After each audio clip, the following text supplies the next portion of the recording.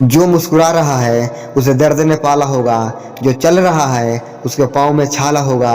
बिना संघर्ष के इंसान चमक नहीं सकता, जो जलेगा उसे दिए में उजाला होगा। संघर्ष क्यों बचे संघर्ष से, संघर्ष ही तो जीवन की आत्मा है। जितना कठिन संघर्ष होगा उतनी ही शानदार जीत होगी। एक बार एक किसान भगवान से बहुत ही नाराज हो गया। किसान बहुत मेहनती था, बहुत मेहनत से वह खेतों में अनाज उगाता, उसकी देखभाल करता, पर अक्सर उसकी फसल खराब हो जाती। कभी सूखा पड़ जाता, कभी बाढ़ आ जाती, कभी तेज धूप, कभी आंधी, कोई न कोई कारण बन ही जाता कि उसकी फसल खराब हो जाती। एक दिन वह किसान गुस्से में आसमान की ओर देखकर भगवान से कहा, हे ईश्वर, आपको लोग सर्वज्ञाता मानते हैं कि आप सब जानते हैं, कहते हैं कि आपकी इच्छा के बिना एक पत्ता भी नहीं हिलता, पर मुझे तो लगता है कि आप छोटी से छोटी बात भी नहीं जानते। आपको तो ये भी पता नहीं है कि खेतीबाड़ी कैसे करते हैं। अगर आप जानते होते तो हर समय जो बाढ़, आंधी और तूफान आते हैं वो कभी नहीं आते। आप नहीं जानते हैं कि कितना नुकसान उठाना पड़ता है। हम किसानों को यदि आप मेरे हाथ में यह शक्ति दे दे कि जैसे मैं चाहूँ वैसा मैं मौसम कर दूँ, फिर आप देखना मैं अन्न से भंडार लगा दूंगा। भगवान इस किसान के तीखे वाक सुनकर मुस्कुरा रहे थे और वह किसान के सामने प्रकट होकर बोले, मैं आज से तुझे यह शक्ति देता हूँ कि तुम अपने खेतों पर तुम्हारी जैसी इच्छा ही तुम वैसा मौसम कर दोगे। मैं बिल्कुल भी दखल नहीं दूंगा, तुम्हारी इच्छा से सब कुछ होगा। किसान बहुत खुश हो गया। किसान ने गेहूं की फसल अपने खेतों में बोई। जब उसे लगा कि खेतों को धूप चाहिए तो खेतों में धूप मिली, जब पानी बरसना चाहिए तभी पानी बरसा। आंधी, तूफान, बाढ़ कुछ भी उसने अपने खेतों पर आने नहीं दिया। किसान के खेत में इस वर्ष ऐसी फसल हुई जैसे कभी नहीं हुई। हरी भरी लहलहाती फसल। मन ही मन बहुत खुश हो गया और सोचने लगा, अब सबूत के साथ दिखाऊंगा भगवान को कि इसे कहते हैं शक्ति का सही उपयोग। मेरी सफलता देखकर उन्हें अपने नियम जरूर बदलने पड़ेंगे। कुछ दिन गुजरे, फसल कटने को तैयार हो गए।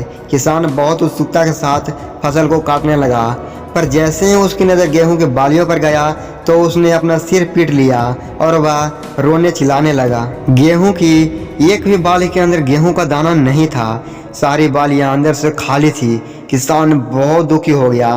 उसने भगवान को रोते हुए फिर पुकारा, हे प्रभु, तुमने ये मेरे साथ क्या किया? क्या तुमने मुझे कोई सजा दी? भगवान बोले, पुत्र, ये तो होना ही था। तूने पौधों को संघर्ष करने का मौका ही कहाँ दिया? ना तो तुमने उन्हें आंधियों से उलझने दिया, ना तेज बारिश से सहने दिया और ना ही धूप से तपने दिया। एक भी चुनौतियों का सामना तुमने उन्हें नहीं करने दिया, इसलिए सारे पौधे अंदर से खोखले रह गए। जब आंधी, तूफान, तेज बारिश और धूप पड़ती है तभी ये पौधा अपने अस्तित्व को बचाने के लिए संघर्ष करते हैं और इसी संघर्ष से एक बल पैदा होता है जिसमें शक्ति होती है, ऊर्जा होती है।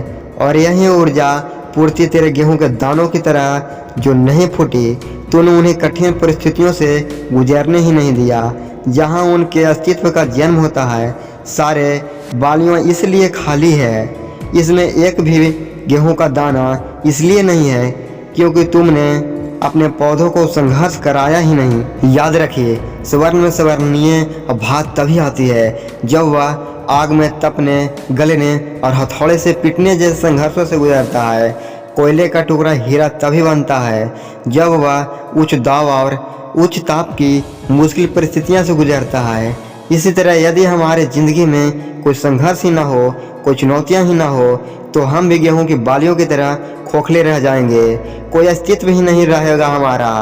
विपरीत परिस्थितियां, चुनौतियां, समस्याएं हमें और ही अधिक निखारती है। यदि जीवन में कठिन परिस्थितियां और चुनौतियां आए तो घबराना मत, बल्कि सामना करना, विश्वास करना कि आप और निखर जाओगे और अधिक मजबूत बन जाओगे। किसी ने कितना सही कहा है, जिंदगी जीना आसान नहीं होता, बिना संघर्ष कोई महान नहीं होता।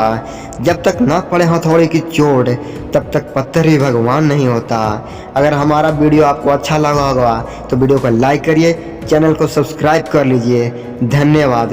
जय हिंद, जय भारत।